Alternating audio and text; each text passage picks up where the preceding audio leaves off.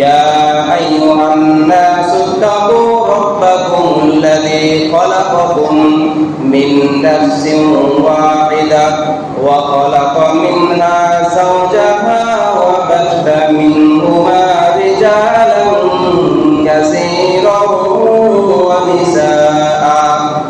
আল্লাহ পাক রব্বুল আলামিন সূরা নিসার প্রথম আয়াতে বলতেছেন, আমি আদম আলাইহিস সালামকে সৃষ্টি করেছি এবং তার বাম মাজারের হাত থেকে হাওয়া আলাইহিস সালামকে সৃষ্টি করেছি এবং তাদের দুইজনের মাধ্যমে পৃথিবীতে অসংখ্য নর নারী ছড়িয়ে দিয়েছি। আল্লাহ তাআলা আদম আলাইহিস সালামকে সৃষ্টি করার পর এবং হাওয়া আলাইহিস সালামকে সৃষ্টি করার পর জান্নাতের মধ্যে রেখেছেন। দুজন ঘুমাচ্ছিলেন, হঠাৎ করে আদম আলাইহিস সালামের ঘুম ভেঙে গেল। ঘুম ভাঙার পর ডান দিকে ফিরে দেখতেছে একদম সুশ্রী সুন্দরী মহিলা তার পাশে শুয়ে আছে।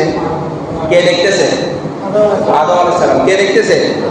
কোথায় দেখতেছে? জান্নাতে। কোথায় দেখতেছে?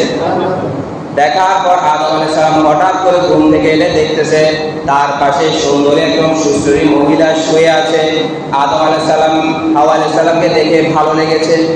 আদম আলাইহিস সালামের মনে প্রশান্তির সৃষ্টি হলো এবং ভালো লাগলো। সাথে সাথে আদম আলাইহিস সালাম ওই নারীকে ধরতে গেলেন। সাথে সাথে আল্লাহ তাআলা বলতেছে, আদম তুমি থেমে যাও, এই নারীকে তোমার ধরা যাবে না। আদম আলাইহিস সালাম বলল, আল্লাহ কেন ধরা যাবে না? বলতেছে, তুমি যদি ওই নারীকে ধরতে হয় তাহলে তোকে আগে বিবাহ করতে হবে। কি করতে হবে? কি করতে হবে? এই জন্য এখান থেকে প্রতীয়মান হয়, কোন নারীকে যদি দেখতে হয় দেখা যায় যে কিসের নিয়তে? বিবাহের নিয়তে। কিসের নিয়তে? এছাড়া আর কোন নিয়তে কোন মহিলার দিকে নারীর দিকে তাকানো যায় না। তখন আদম আলাইহিস সালাম বলল, আল্লাহ আমি বিবাহ করতে চাই। কি করতে চাই? তখন আল্লাহ তাআলা বলল, বিবাহ করার তোমার প্রথম শর্ত হচ্ছে তোমাকে দেনমোহর দিতে হবে। তোমাকে কি দিতে হবে? তখন আদম আলাইহিস সালাম আল্লাহকে বলল, আল্লাহ আমার কাছে তো এখন দেওয়ার মতো কিছু নাই, আমি দেনমোহর কোথা থেকে দেব?